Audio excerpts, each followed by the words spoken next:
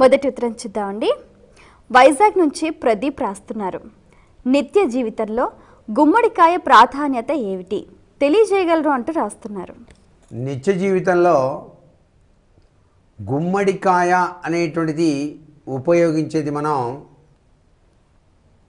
ధర్మరీత్యా సంక్రాంతి పండుగలో వచ్చేటువంటి దాన విషయంలో ముఖ్య పాత్ర వహిస్తుంది.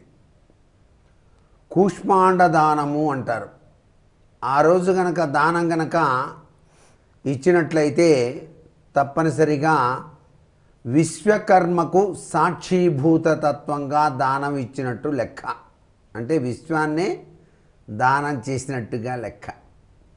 అలాగే ఈ విశ్వానికి అమ్మవారికి అవినాభావ సంబంధం ఉంది.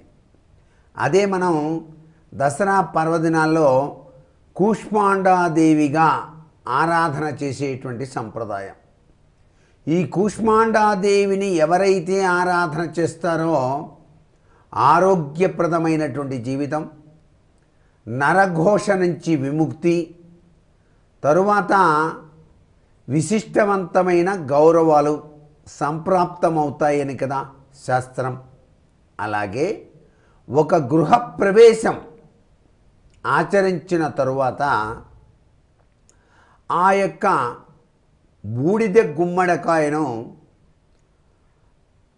గృహప్రవేశంలోనే పూజామందిరంలో ఉంచి ఆ గుమ్మడికాయకి పసుపు నిండుగా వ్రాసి ఎర్రటి కుంకుమ బొట్టును పెట్టి గుమ్మడికాయకి కూడా పూజ చేసి ఇంటి ప్రాంగణంలోని ఆ యొక్క ద్వారానికి ఎదురుగా పైభాగాన, సింహద్వారము యొక్క పైభాగాన ఈ యొక్క గుమ్మడికాయను కూష్మాండాదేవి యొక్క అనుగ్రహంగా ఎటువంటి నరఘోష ప్రభావము కూడాను ఆ ఇంటికి కలగకుండా ఉట్టిలో ఉంచి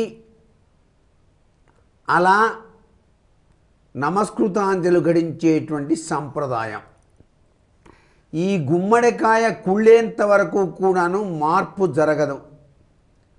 కుళ్ళిపోయిన తర్వాత మరొక గుమ్మడికాయను కూడాను మంచి రోజు చూసి గనక ఆ విధంగా గనక ఇంటి ప్రాంగణం ముందు భాగాన ఉన్న ఉట్టిలో గనక పెట్టినట్లయితే ఆ ఇంటికి జగన్మాత రక్షణ, దుష్టశక్తులు ఇంటిలోనికి రాకుండా కాపాడేటువంటి దివ్య శక్తి సంపన్నత, నరఘోష ప్రభావం నుంచి బయల్పడేటువంటి విశిష్ట లక్షణం ఈ యొక్క గుమ్మడికాయ ప్రాధాన్యత. ఈ గుమ్మడికాయలో మంచి గుమ్మడికాయ ఉంది, అది ఎర్రగా ఉంటుంది. ఈ గుమ్మడికాయని ఎప్పుడు ఉపయోగిస్తాం? గృహప్రవేశం చేసేటప్పుడే ఆ గుమ్మడికాయలో ఎర్ర నీళ్లు పోసి మంత్రోచ్చరణ పూర్తి కాగానే మధ్య ఇంటిలో పగలకొడతారు. అంటే ఆ ఇంటిలో మధ్య ఇంటిలో గనక ఈ గుమ్మడికాయ గనక చక్కగా గనక పగిలినట్లయితే ఆ భూమి పరిసర ప్రాంతంలో ఉన్నటువంటి వాస్తు దోషాలన్నీ కూడా పటాపంచలైపోయి ఎటువంటి దుశ్చర్యలు కూడాను ఆ గృహంలో ప్రవేశించకుండా ఉండటానికి అత్యంత విశిష్టవంతమైనటువంటి ప్రక్రియ. తరువాతనే నిమ్మకాయలు తీసుకొని దాన్ని కోసి గడపకి ఇరువైపులా కూడాను పసుపు కుంకుమలో అద్ది పిండి కొబ్బరికాయ కొట్టి లోపలికి గృహప్రవేశం చేయటం జరుగుతుంది. ఈ గుమ్మడికాయకి ఇంత విశిష్ట లక్షణం ఉంది కాబట్టే మనం ఆహార పదార్థాల్లో కూడాను గుమ్మడి హల్వా, అలాగే గుమ్మడికాయ పులుసు ఇవన్నీ కూడాను వాడటం వల్ల ఆరోగ్యప్రదమైనటువంటి జీవితం, ఆయుష్ను పెంచేటువంటి అదృష్టం దీనివల్ల సంభవిస్తుంది అని చెప్పేసి శాస్త్రం.